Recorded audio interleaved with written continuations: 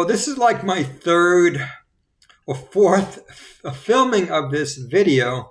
I wanted to talk to you about this big win in favor of Grayscale. And what happened was I actually went down and actually found the 21-page document. And in my previous videos, I was reading a great majority of it to you because I think the most important way of understanding things is going to the source. But you know what? It's too confusing. No one wants to listen to it, to be honest with you. What I'm going to do is I'm just going to summarize a few lines from that. So please bear with me because it's very important that I read this docket to you. So again, let me just go over the news. Grayscale won its case, and it appealed this case for its Bitcoin trust. I'm sure you know about it. I'm going to read too much to you. Basically, Grayscale and its parent company appealed its case.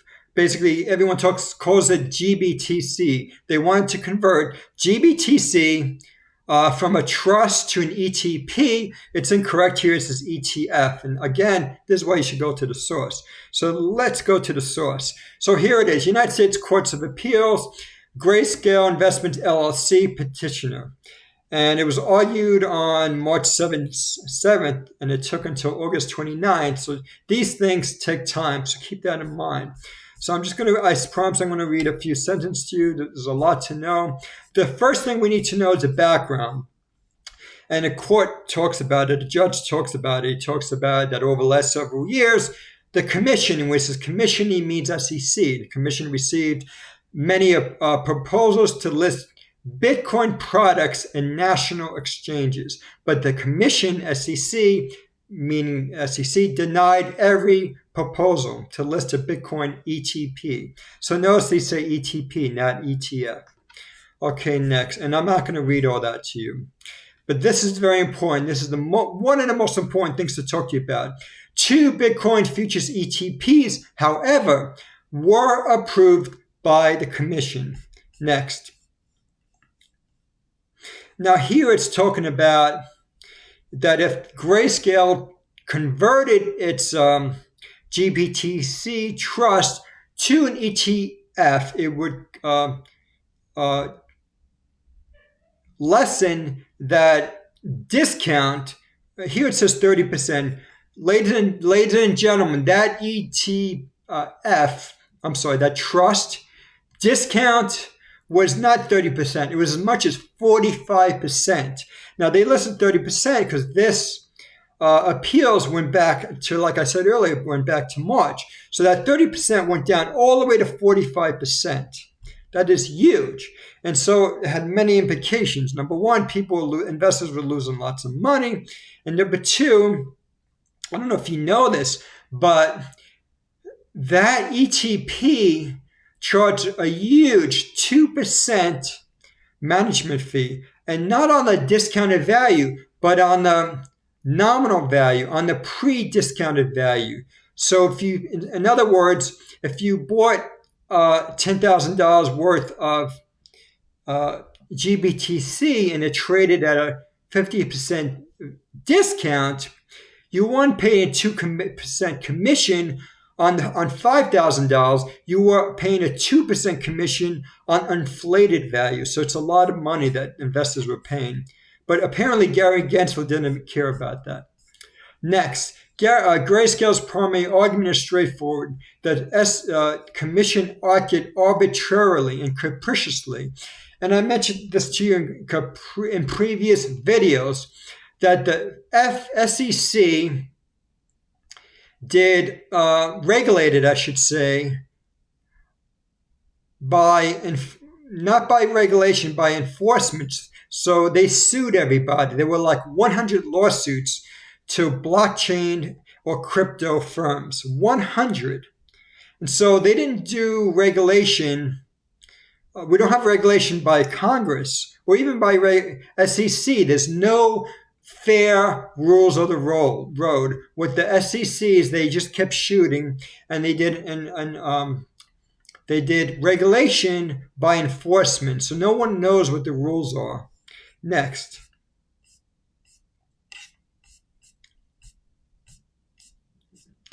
You know what? I'm just going to go to end to save some time. Let's see if this is important. No, this is just saying what I said earlier. Okay, this is important. We conclude the Commission's reasons for differentiating Grayscale from the Bitcoin futures again fall short. I'm going to tell you why in a minute. Important. You can say I wrote this in. Important. The Commission expressed concern that Grayscale underestimates potential for growth if approved as an ETP, and if such growth occurred, the ETP would overwhelm the futures market. So basically, I'm going to read it. I'm going to summarize it to you. Basically, it's saying the Commission was worried that if SEC approved any ETPs, that it would overwhelm the market. Yet, when they were approving the Bitcoin ETF, the futures ETF, they acknowledge, I'm going to underline it again for you, they acknowledge that Grayscale only owns 3.4% of outstanding Bitcoin. So basically, in other words, they're saying that Grayscale only owns a small percentage of the outstanding spot Bitcoin Bitcoin market. So in other words, how could it manipulate or overwhelm that market? It had such a small amount. So they were talking at both sides of their mouth. And it says here, as I'm going to continue what I was saying. As the Commission concluded, the CME was a large futures market, so there was little reason to think that trading a single ETP like Grayscale could influence the price. Again, the SEC was talking at two sides of its mouth, and it was contradicting itself. It says here, I'm reading this last paragraph, the Commission, SEC, failed to explain why this reasoning does not apply to Grayscale. Again, the SEC said the spot ETF or ETP market is small compared to the actual Bitcoin market, and it said that Bitcoin futures market is liquid. So you can have one and not the other. To avoid being arbitrary, the administrative adjudication must be consistent and predictable. And it says here, and this is the last sentence, I won't read anymore to you. In the absence of a coherent explanation, this, unlike regulatory treatment of like products, is unlawful. It says, we therefore grant Grayscale's petition for review and vacate the Commission's order. So again, the gist of this whole thing is that the SEC that said that spot Bitcoin is liquid and futures are liquid. But at the same time, the SEC said that the proposed Grayscale GBTC conversion to an ETP would overwhelm the market. You can't say both. Either Grayscale is small compared to the spot market, or it's large. You can't say both. And that's why Grayscale won this case. And as a result, you can see, and I'm going to update this, that BTC is up 7%, meaning Bitcoin, and Ethereum's up 5.6%. And this is a chart on TradingView. You can see that Grayscale Bitcoin Trust is skyrocketing like 20% today, 18%, and that discount, which was 24.9% as of yesterday, is only down. I think it's only down to 15%, and by next year, it's probably going to go down to 0% once the BTC Grayscale ETP comes on the market. And like Sonali Basak said, you can read this on your own, there's going to be a 45-day period in which both sides can review this ruling. As a matter of fact, the SEC can appeal this ruling to SCOTUS, the Supreme Court of the United States. And one other result of this ruling is that, number one, you're going to see more ETPs for Bitcoin come on the market. And this is probably all going to happen later. It's not going to happen now. It's going to happen later because there's a 240-day window for the SEC to delay crypto ETFs. So I think that's the second or third implication. The third implication, let's call it three, is that you're going to see Ethereum, not Bitcoin, but Ethereum ETFs, futures ETFs being approved on the market. And you're most likely later on, you're going to see Ethereum spot ETFs, ETPs, this is very confusing, ETPs coming on the market. Of course, all this is going to take time. Point number 4 and number 5 is you're going to see the price and demand of not just Bitcoin, but Ethereum and even Solana go up because there's going to be more demand for Solana and Ethereum because of these futures and spot ETPs coming on the market. I think it's number 6. I don't know. The sixth implication of this appeal, and this is not the last. I'm going to say this is the last. I got one more for you. The sixth implication is that Cathie Wood wins. She's done a great job. Many people, and including myself, have been a little critical of Cathie Wood. I like her investments, but I didn't like her Coinbase investment. But you know what? She won. And here it is.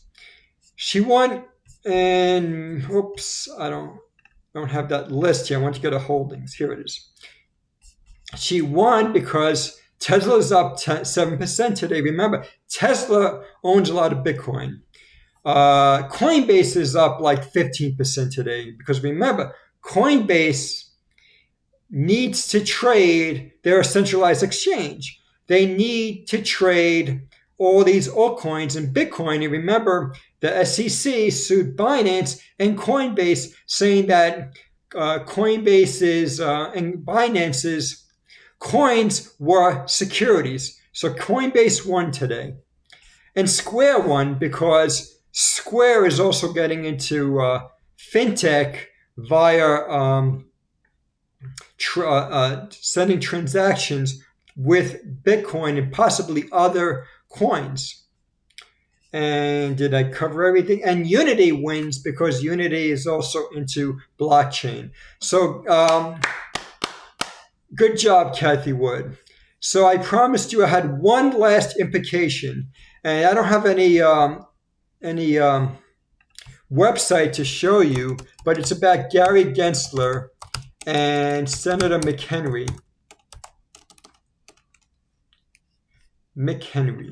Let's see if I can find it.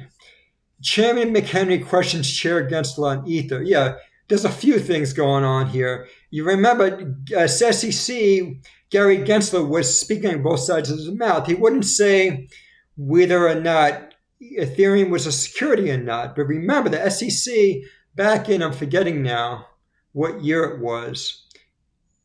I think it was 2018. They said that Ethereum and Bitcoin would not securities, but that's not what I want to talk to you about. What I want to talk to you about, and I couldn't find a website quickly here, was that McHenry and some other Republicans and even Democrats, they're trying to disintermediate Gary Gensler from the SEC. So my last point to you, my last implication is that there is a higher risk now that the SEC lost its part of its lawsuit against Ripple and XRP, and now that SEC lost its suit against GBTC, I think there is a probability, not high, but there is maybe a 50% or more probability that Gary Gensler will either resign or get fired from the SEC. Well, that's all, folks. If you like what you heard today, stomp on that like button. And until then, good luck.